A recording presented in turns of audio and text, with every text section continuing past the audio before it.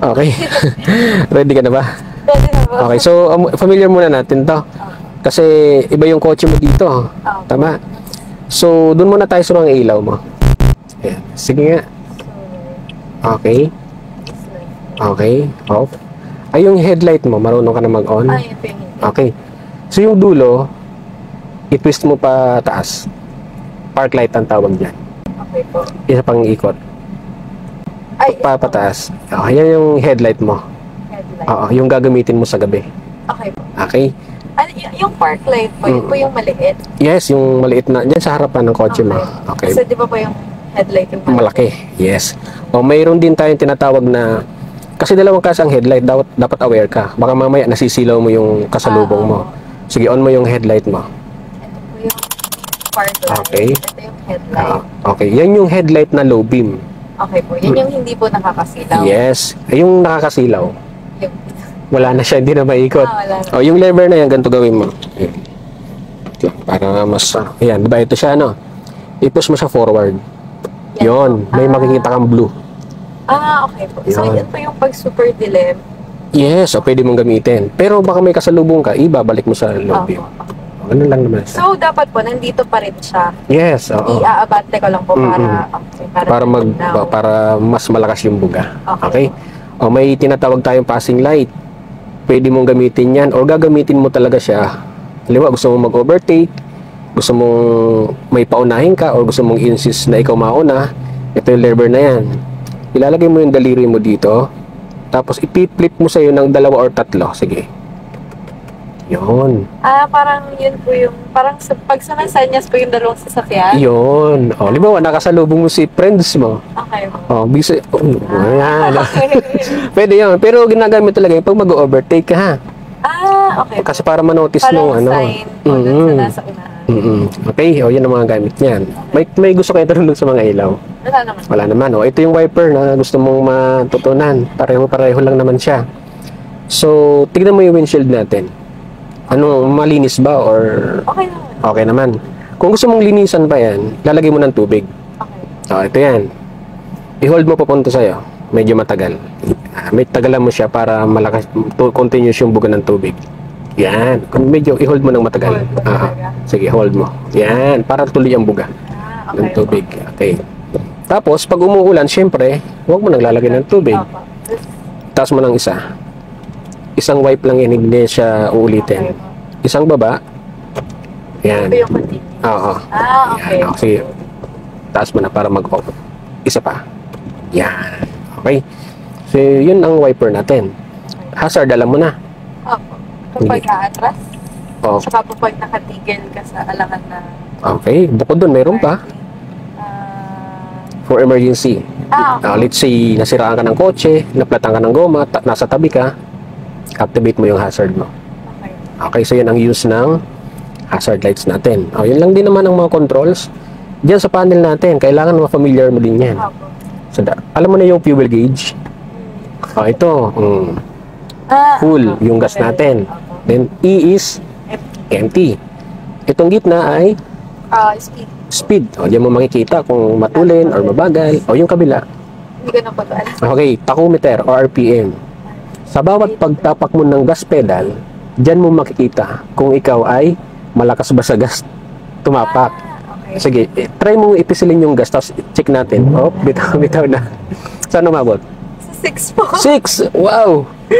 So, ang mga number na yan, hanggang anong number? 8. Ita-times mo sa 1,000 bawat number. Okay. So, 6,000 RPM. Ang ideal na RPM natin ay papatak lang ng 2,000 to 2.5. Okay. Okay? Kung imamatch mo yan sa speed mo, 2,000 to 2.5, nasa 60 to 80 ng speed mo. Okay. Yung 6,000 RPM, anong speed na? Yung 6,000. Baka lumilipad na yung kotse mo. Okay? Subukan mo nga, i-press ng konti, yung hindi tataas ng 3,000. Yun! O kaya naman pala eh. Di ba? Yan, Okay, so okay na yan. So, dito naman tayo.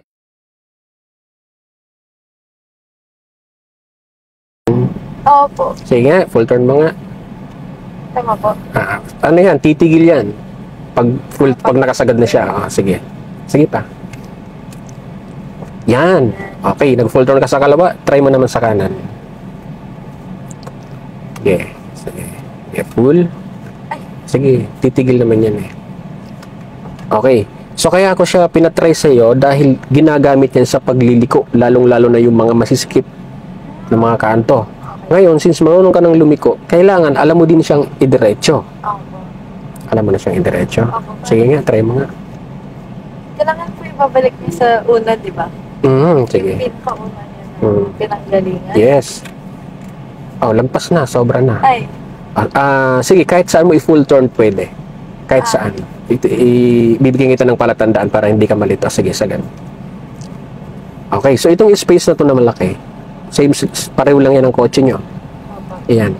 From full turn, ibalik mo lang siya dito sa top ng twice. Yung space na malaki. Okay. Okay. Ayan, ganun lang. Diretso na siya yung gulong mo. So makakatuwid ka na. Sa bawat pagliko, full turn. Then pagkatapos mo lumiko, Dapat twice. mabalik. Twice ang Twice balik. po lagi. Twice ang balik. Okay. Kaya di ba sabi mo nahirapan kang lumiko nang wala sa linya? Opo. O yan lang, bibilangan mo ng 2 beses. Okay. Tapos, ang turo po sa akin, huwag daw iti-twist yung kamay. Yes, baka kasi mag-cross. Opo. Nagko-cross. So, proper handling natin para hindi mag-cross 9 o'clock, 3 o'clock. Okay. Yan. O, pwede naman ganyan. So, hindi mahigpit, hindi rin nagigigil. Yan, ganun lang siya. Yan, pwede yan. 10 to ang tawag dyan. O, pwede yan. Tapos, kung para hindi mapilipit yung kamay mo, kunwari, magta-turn ka. Yan. Ito, bitawan mo na to. Kailangan i-transfer mo na dito. Yan. O, yun. Hand over hand ang tawag dyan. Okay?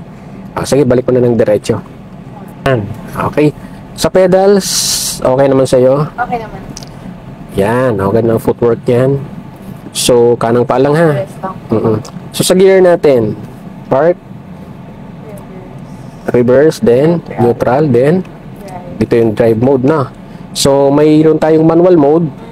Skip muna natin yan dahil manual mode siya. Usually, drive mode, kayang-kaya na siyang paabantehin. Okay?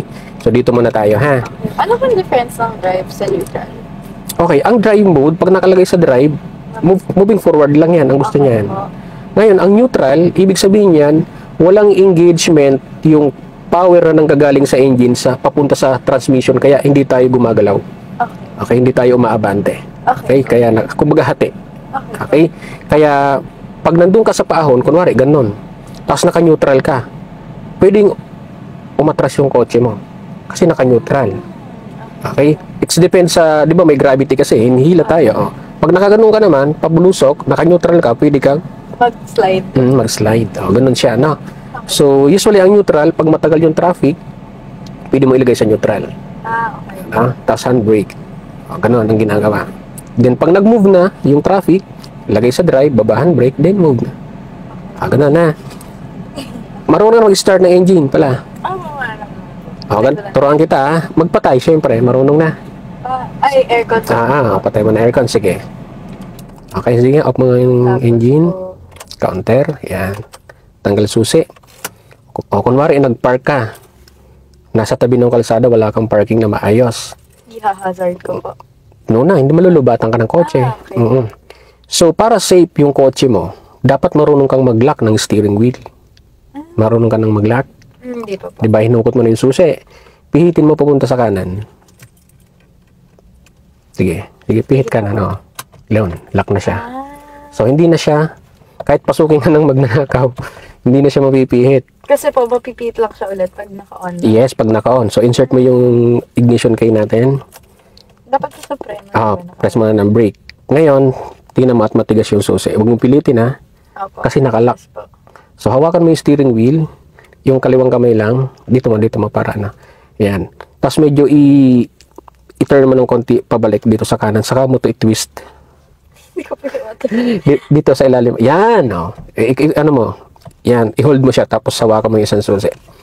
Yan. O, yun. O, ganun siya i-start. Okay. Yun. Okay na. Di susi ba yung kotse nyo? Ayun. O, ganun lang siya ginagawa, ah. So, handbrake. Marunong ka na mag-disengage? Okay. O, engage mo ulit. Muna. O, kahit wala ng pindot. Pagtaas po. Okay lang yan. So, ang gagawin natin ngayon, since sabi mo nakakapag-experience ka na dun sa village, Opo. so dito actual kalsada tayo ha. Okay po. Tuturuan kita mag-maneuvering. Kasi iba't ibang klase ang kalsada. Katulad nito, anong tingin mo dito? Ilang linya to? 4 po. 4. U-turn is enough na kung babaling ka. Okay? May mga kalsada na 2 linya. Ganito lang, salubungan. Opo. Hindi mo kaya mag-U-turn. So, 3-point turn ang ginagawa kung gusto mong bumelta. Okay? Nagawa mo na ba yung 3-point turn? Hindi po. Dito Wala po. gagawin natin. Eh, how much kung ang nandito ka na sa isang linya lang? Isa lang.